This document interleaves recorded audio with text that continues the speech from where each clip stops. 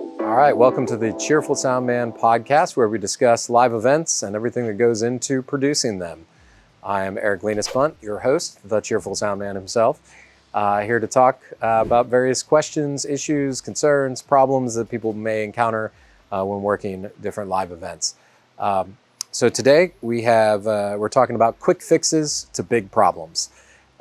So big problems aren't always quick fixes, but these are kind of big or emergency type of situations that tend to come up or can come up, have the potential to come up.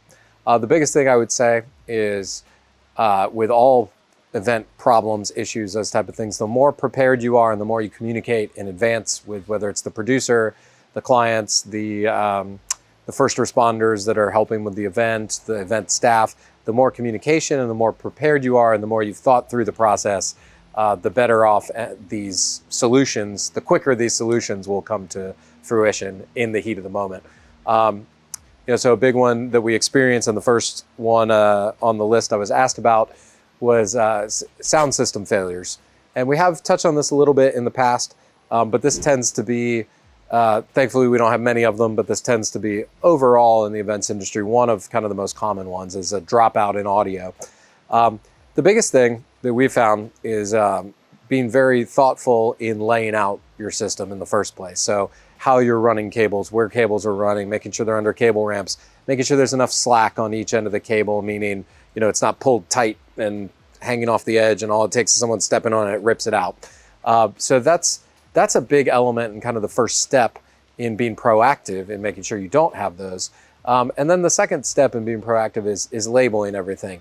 So the ends of most major connections, whether it's power breakouts or the actual audio ins and outs, the more of that you can have labeled and clear, the easier it is when your team is scrambling in the heat of the moment to try to get things back on. Because I've said it before, I'll say it again, every, I'd say 10 seconds in dead silence feels like 10 minutes. So when you have an audio stops in the middle of a show, PA stops working, a mic stops working. I've seen it. There's a Taylor Swift video of, I think it was like the very first song on one of her Eras tours. Her mic didn't work. And she's talking and talking, it's not coming through. These are the most expensive mics in the world with the best techs in the world, with the best everything in the world, the most thought out, planned out production possible, and the highest grossing production possible. And even they had a mic drop out. I would say it took no more than about 30 seconds. Of course, she's a pro and played it off as soon as she got the mic back and said, let's pretend none of that happened 30 seconds ago, and went back into her thing, and she real pro about it, of course. But what happened was they ran her another mic. So they had a backup ready to go just in case. Because again, even if you have all of the best equipment and you maintain it the best, it is still all the best equipment. It's still the best. You still have the possibility for things to break. Just like if you buy the most expensive car in the world, that's the most well-maintained and it's perfect, parts still go bad, things still fail, you can still get left on the side of the road even with the most reliable or best car possible. So those are the big things with audio dropouts. And then as far as the actual solution in the heat of the moment, it is following and backtracking. So what's the problem? Is it just the mic? Everything else is on, it's just her mic? Okay, grab another mic, whether it's a wired backup that you have ready or a second wireless mic that you have ready. So having backups, having plans, and then working through it systematically. And then the other big element is don't panic. So if you take off sprinting from front of house to the stage, everybody whips their head around and they know something's gone terribly wrong. You got to move with a serious sense of urgency. You can't just stroll or whatever, but fast walk, purposeful walk with a plan, looking like you have it under control. Even if you're not sure that you have it under control, a lot of it is just that confidence, and it makes other people feel confident that, okay, he's working on it. He's got to, either has it under control or will soon because he's working on it, looking like a professional still. What we don't want in that situation is running around like a chicken with their head cut off, panicked, being obviously flustered. And again, those things, some of that comes with experience and time and doing this. And being actually confident helps a lot. Knowing, okay, I got this. It's not the PA. The PA is fine. I'm going to check the mic next. Okay, mic's fine. What else could it be? Right? And you're going down the path. So our second question or scenario that maybe a kind of emergency issue or a big problem is the performer being late. Thankfully, this doesn't happen too terribly often, and it's usually more the problem of the promoter more than us. However, it has happened and it does happen, and there are some definite things that you can and should do to keep the peace, especially if it's a bigger audience. So I'll give a quick story time on this one. We were doing a show it was at University of Southern California in LA, in Southern California. Student show. It was actually a free show, thankfully. They didn't have to give any money back. But it was, I think it was Playboy Cardi, or it was somebody like fairly big rapper name. There were several openers. It was a college campus show. And we went through all the openers. Everything was going fine. And actually, as the tech team, we were not informed until, I would say, about 20 minutes before the headliner was supposed to go on, standby on headliner. And right at the same time, we didn't, again, we weren't really getting good communication from the production manager from this, but at the same time, the techs for the headliners team showed up and didn't say anything to us, just came and they got their personal laptops and packed them all up and took off. So in this case, the performer was not only late, he was clearly not showing up to the gig. We put the pieces together pretty quickly. But at that point, the thing is that you need to figure out, and the thing that we had to talk through is what's the strategy on informing the audience? Because you end up with, there were a couple thousand kids there. Now they're upset. Now they've come, they spent the whole night, they're there, the anticipation's been built, and then the person that they came, or the artist that they came to see, isn't there. In this case, we made an announcement pretty much right at their set time. Due to unforeseen circumstances, the artist is not able to make it. We're very sorry. Please exit the venue in a safe and courteous manner, whatever. At that point, so this is also a little bit of a disaster. At that point, water bottles started flying up onto the stage, and they were throwing things at the stage and us. And actually, Alan, who was working with us at the time, he had like a broom, and he was upstage, and he was just knocking down water bottles so they didn't hit the LED wall because people were throwing water bottles. He was up there playing defense and swatting them away. It was like a terrible game of Quidditch, I guess. Anyway, so that was a scenario where it didn't go well. Thankfully, that could have gone a lot worse. It could have, things like that have turned into riots and similar before, where people start turning the front of house equipment over. And honestly, in that case, there wasn't much we could do other than secure what we could and plan our escape path if people did get rowdy. It was just, okay, looks like there's still a clear path out this direction. That's our plan if this gets too rowdy, because gear can be replaced. Injury to people, it cannot. So in those situations, that's what we advise. Obviously, we'll stay there and stay put as long as we can. But if it becomes to the point where it's unsafe, we evacuate as well. Again, thankfully, it didn't go to that. People did, other than throwing some water bottles and other things onto stage, being pissed. Everybody did leave. We got cursed out by a bunch of people as if we had anything to do with the artist being there, and people moved on.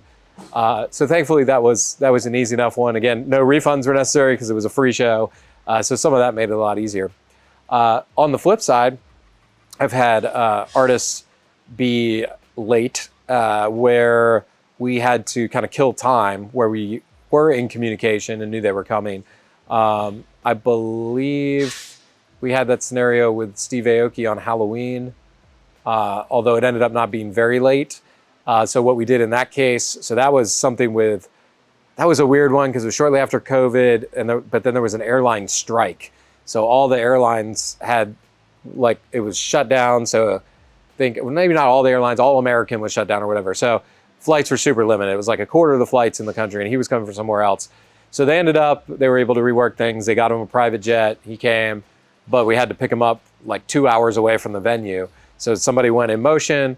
We talked to the teams of the openers, and what we did in that case was we came up with a strategy with the openers. Everybody got an extra 10 or 15 minutes to their set, basically.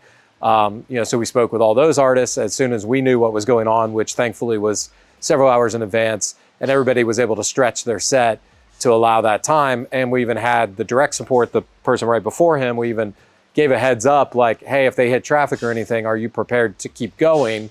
To make sure that they also weren't caught off guard, because if they had the exact length of they were contracted for a 45-minute set. Now we're asking them to play an hour and a half, they may not have all that material on their, on their computer and on their person. So we talked with those teams as early in the day as possible so they could be prepared for the show. And sure enough, and we don't tend to, at least for our shows, release set times a lot of times. There's an order that everybody knows, the headliner, the biggest name on it going down. But that's part of why we don't a lot of times is it gives us the flexibility to, like, if something like that happens, the audience doesn't really know the difference typically between, hey, I got a bonus 15 minutes from this guy, I still get the full hour from this guy. So it actually works out better for the consumer and the audience. And honestly, no one really knows the difference between, he was supposed to start at 9, he's starting at 9:30. Well, if there was music and entertainment going to 9:30, it's usually not a big deal. So those are kind of the strategies, is work with the teams that are there, the tour managers, the other artists, see what you can do to cover gaps. And we've also had the situation where we had someone, their car get stuck basically in traffic and coming from Jacksonville. Now in Gainesville, we're kind of remote, so you can fly into Gainesville, but a lot of the major airport to airport connections are Jacksonville or Orlando, which are both an hour and a half to 2 hours away. So what we found is when those happen is we do have to be a little bit prepared if there's not a lot of time built into the schedule for problems. Sometimes it's just a longer set change too. Sometimes we just have, in between music, it's more time for people to go relax, go to the bars, hang out. And it's just, maybe it's a half-hour changeover instead of a 15-minute changeover. So those are some of the situations and some of the ways you can deal with them. Another one, the crowd is getting too wild. So what to do if the crowd's getting a little out of hand. You've probably seen this. There's been terrible, terrible events like Astro World where multiple people died because the crowd was, that one wasn't even necessarily they were out of hand. It was just too many people crammed in one space. But you've also probably been to a concert where there's moshing or other, just exuberant folks down close. And typically, if you're going to a show where moshing is a thing, most people kind of know, like, hey, if I'm not participating in that, I don't go push up front to be near the mosh pit, right? That's probably not a good idea. Or, you kind of see where those areas are and position yourself accordingly. However, sometimes they grow and grow and grow and can become problems. The best scenario is actually, you'll see it a lot. I've seen, videos of Dave Grohl from the Foo Fighters stopping a show. Lots of different artists doing this where they actually, where it looks like there's either a medical emergency or they see somebody right up front in the pit that's on the ground getting trampled. And it's the best case scenario a lot of times because they have, if they can see and the lights aren't too bright, a lot of times they have the best vantage point and they have the most control. So an artist that everyone's there to see, that people respect, they're going to listen to Dave Grohl stepping up and saying, hey, everybody stop the pit right now. Hey, let's get him some help. And we've seen in the last couple of years, actually really since the Astro World incident, I have seen an uptick in artists pausing things, making sure everybody's okay, and then resuming. And, that's true professionalism because it is interrupting, much like if you're in the middle of a punchline or a joke or something, and then all of a sudden somebody interrupts you, it's hard to get back on track. For an artist, it's very hard to get back on track, but it's such an important element and such an important thing. And I'm really, for one, glad that artists are starting to notice that a little more and take charge of that. Sometimes artists can't see it and doesn't know what's going on. And sometimes that's something that has to be worked out with the house staff, the usher staff, the tour manager, production manager. Hey, we've got to stop things.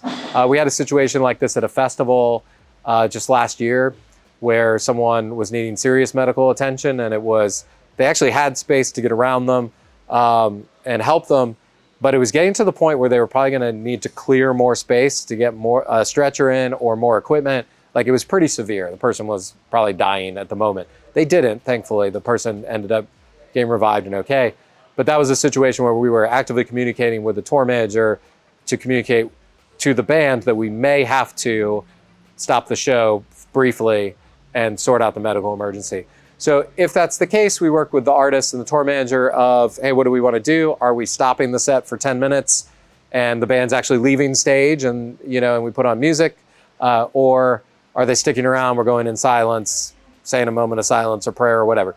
So there's different ways that we want to approach it. Again, the biggest thing is communication, being proactive, and having a plan on how to stop the show in an emergency. I'll tell a story time about that one in just a minute on crowds getting wild.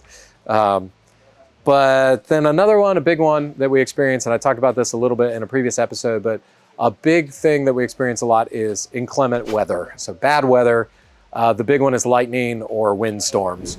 Wind is a big annoyance in our industry, and is between wind and lightning, those are the things most likely to shut down a show. As we've all seen, shows can happen in the rain. You know, Woodstock, most iconic festival ever, happened in the rain and mud and everything else. Of course, safety standards were much lower in general then.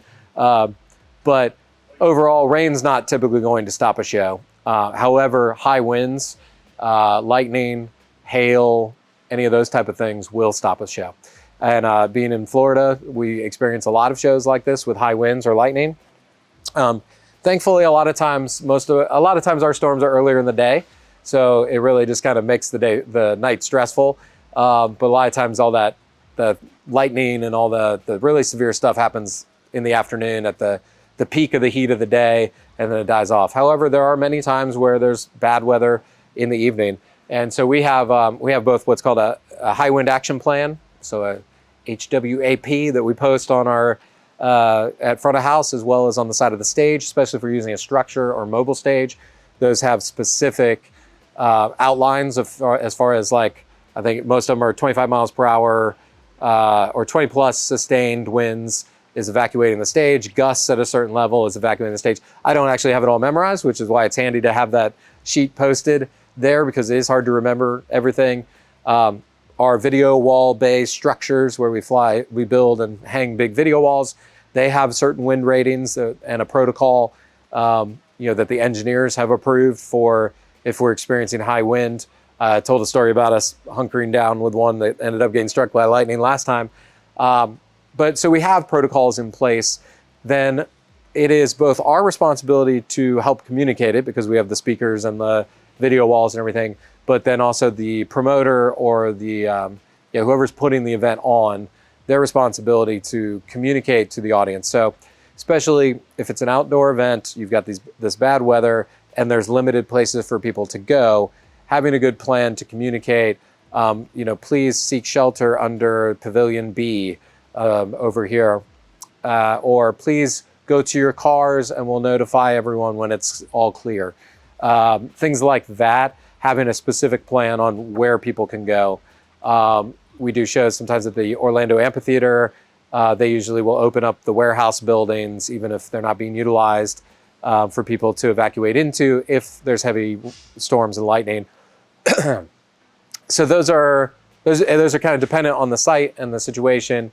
If you're in a stadium or a ball field or anything like that, it's going to be go to the causeways under the covering and everybody off the field. So that's situational dependent. But again, going back to my very first point in the episode, the biggest thing is having a plan, and everybody knowing and being able to communicate clearly the plan once it's time to get it in motion. So those are kind of the big things. I'll do one more story time, and this is not an artist showing up late this time. This is actually a crowd getting rather unruly. So this was a show we did in Boulder, Colorado. It had to be about 2019. It was also a college campus tour show. And we were all set up, gorgeous background. The Rockies are in the background, beautiful big field at the Colorado CU Boulder University campus. And again, it was a free show. They had event fencing all around the back, and they were anticipating somewhere up to about 6,000 people. They, through their RSVPs and what have you, they upped their estimate day of they were expecting closer to 10,000 people now, which the site could handle. It had plenty of room in the back, but overall, kind of the layout was not necessarily designed for that. So everyone felt comfortable being able to make it work. Egresses were still fine as far as the fire marshal was concerned, all those things. So we moved forward with the event. Well, at the start of the event, it's still light out. It's kind of earlier, maybe 6 o'clock at night, something like that. They open doors and there's several opening acts. The day started with everybody was funneled in through like a box office entrance type of deal. Well, this particular night, the kids did not appreciate being funneled, so they just pushed over all the event fencing, and a mob of roughly 10,000 people pushed it over and just entered and came and rushed to the front and packed in really tight. And the layout was like a lot of concerts you see where there's a kind of a alley going down from front of house to the stage, and then the audience is divided into two around that. So that lets us go back and forth to stage. It lets first responders, EMTs, security, everybody else in the middle, being able to come back and forth. So audience was divided, and it was rather packed. So it wasn't Astroworld packed, but it was rather packed, and people were really crammed in there. And just in general, people were very rowdy at this point. So I don't know if there was like a bunch of pre-gaming and tailgating going on, but they were lit up. They were having some fun. And unfortunately, I won't name the artist, but unfortunately, one of the opening artists, who is, I'd say, somebody a lot of people have heard of, but not a huge artist, came out and instantly tried to get everybody to open it up, go to the pit, let's get the pit going, blah, blah, blah, even though not even that style of music, but all their songs were about opening it up in the pit and this and that. And so it got an already kind of rambunctious crowd going even more, and the pit was extending and extending. And we were starting to see a lot of people get pulled out of, by security, by EMTs helping them. And a lot of people just really kind of getting crushed and getting almost suffocated in that crowd. It was too tight, too many people in that area. So twice during that particular artist's set, the stage manager came out and actually stopped the show and said, "Hey, everybody, I need everybody to take 2 steps back." They kind of take a moment. "Hey, I can't resume the show until everybody takes 2 steps back. Please look left, right, check on your neighbor, make sure everybody's okay around you, wave if you need medical attention." Like, he did all the right things, said all the right things, and everybody chilled for a second. They fire up the music. The artist stupidly is instantly just like, "Open it up, let's get the pit." We're like, "Come on, man, stop. We're gonna have to stop the show." So this happened 2, maybe even 3 times during this artist's set. And we were actually very concerned that we were gonna have to shut the show down for safety reasons. And that was what the stage manager came out yet a 3rd time and said, "Guys, this is our last chance as a group to get this right. Otherwise, for safety reasons, we cannot continue the evening." And fortunately, people did kind of chill out at that point. It was starting to get dark. It's Colorado, so a lot of stanky stuff started floating through the air, and the mood shifted overall. But I mean, I saw that particular show. There were just a lot of injuries, a lot of things that really could have been prevented.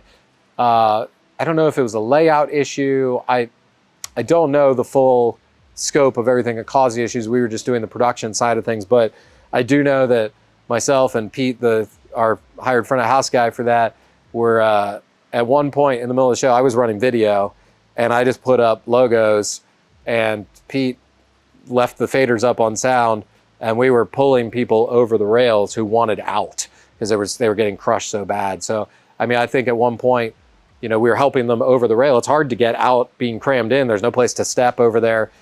Yeah, so very wild. We ended up having to abandon front of house. So basically, I left logos up on the video wall, and our sound guy left sound faders up for the MC mic and the emergency mic and the DJ. And we spent, I don't know, it felt like an eternity. It was probably 20 minutes just pulling kids out that were overwhelmed and wanted to get out. And this was all the way back in front of house, 100 feet from the stage. So this doesn't even include the people who were going over in the middle or in the front to try to get out that were too crammed. Again, thankfully they were able to, there was kind of you almost felt the mood or the temperature change. Everybody calmed down a little bit, and people backed up. And then I think a good chunk of people in the back left, which probably opened up some more room. And it wasn't that there wasn't room, because it was a giant field and people could have gone further back.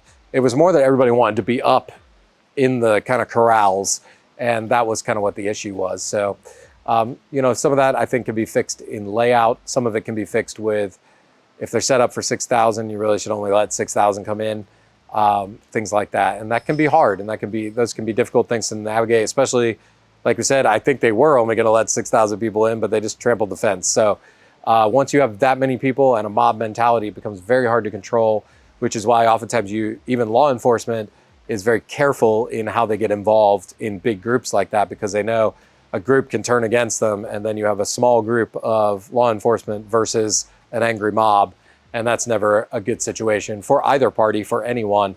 And that's why you'll typically find law enforcement at concerts and different things are really just concerned with major safety things like, does that person look like they have a weapon, or jumping on stage, or doing something extremely dangerous? Otherwise, they wait to be asked, and they allow security to handle those things. And this was definitely above event staff and security. I mean, honestly, outside of stopping the show, which, as on tilt as everybody was, probably would have made it worse. I think that particular group handled that the best way that they possibly could.